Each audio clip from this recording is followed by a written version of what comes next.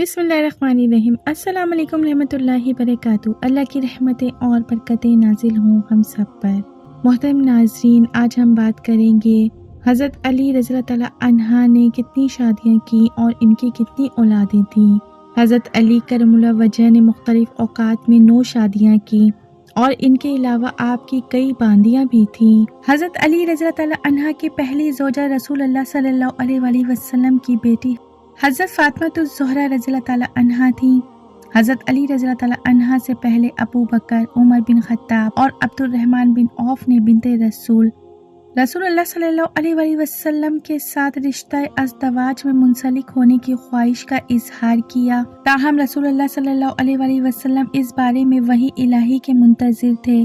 حضرت فاطمہ الزہرا رضی اللہ تعالیٰ عنہ کے ساتھ حضرت امیر المومنین حضرت علی رضی اللہ تعالیٰ عنہ کی شادی اول ذی الحجہ سن 2 ہجری کو ہوئی۔ حضرت علی رضی اللہ تعالیٰ عنہ اور حضرت فاطمہ رضی اللہ تعالیٰ عنہ کے 5 بچے ہیں۔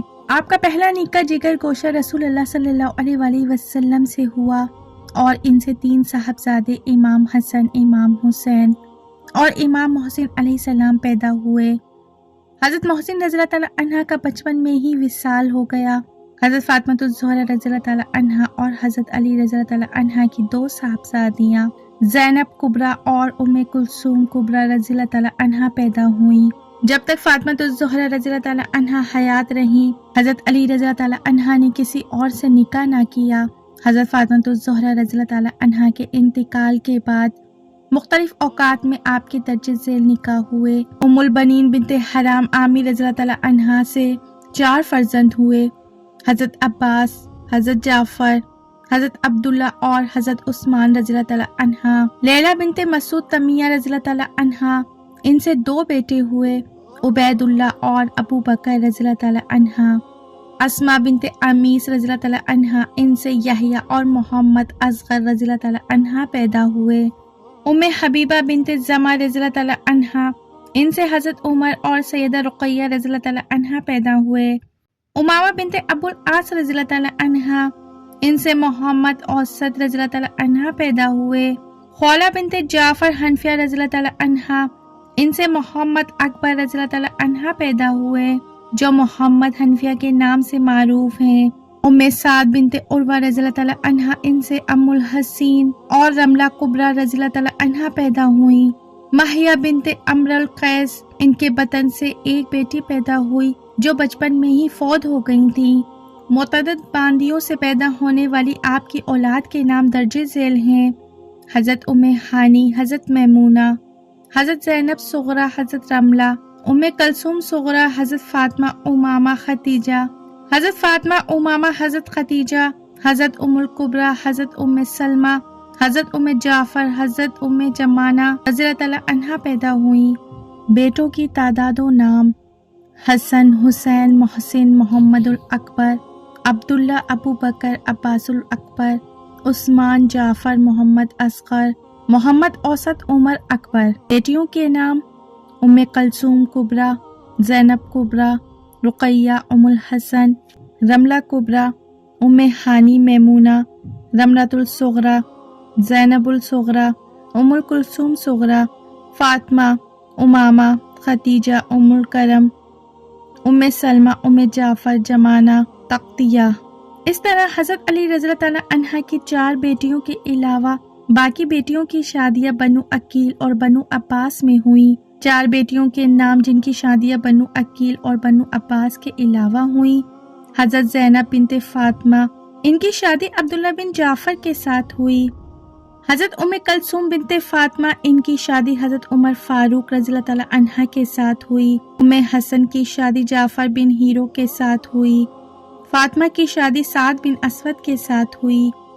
حضرت علی رضی اللہ تعالیٰ عنہ کا لقب اسد اللہ یعنی اللہ کا شیر اور کنیت ابو تراب تھی۔ حضرت علی رضی اللہ تعالیٰ عنہ تقریباً ہر وقت رسول اللہ صلی اللہ علیہ وآلہ وسلم کے ساتھ رہا کرتے تھے۔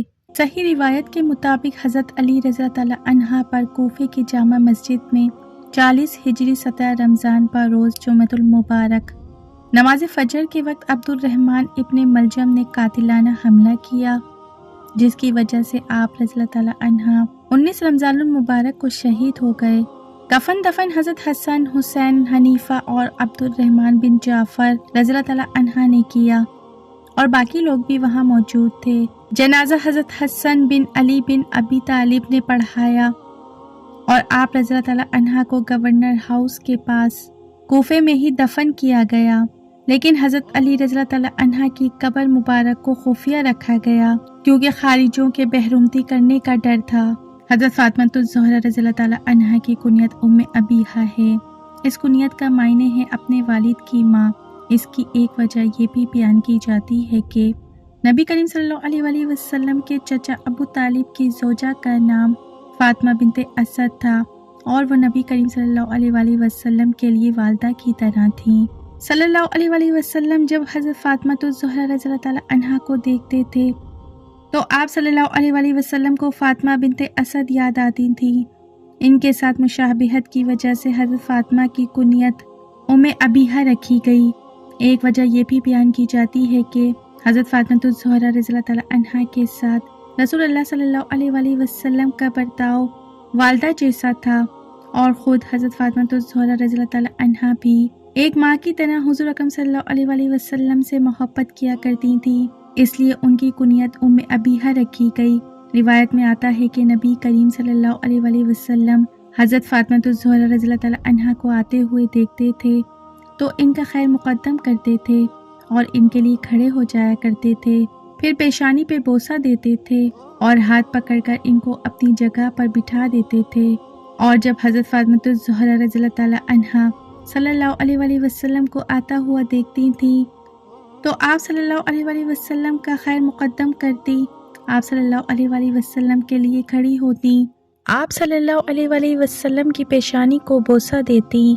मोहतरम नाज़रीन, उम्मीद करती हूँ कि मेरी आज की वीडियो आपको ज़रूर इन्फॉर्मेटिव लगी होगी। अगर मेरी वीडियो अच्छी लगी है तो मेरे चैनल को सब्सक्राइब कीजिए, लाइक, शेयर और प्यारा कमेंट ज़रूर दीजिए। अपना बहुत सा ख्याल रखें। ज़िंदगी रही तो फिर मिलेंगे मालूमाती वीडियो के साथ। अल्लाह हाफिज़।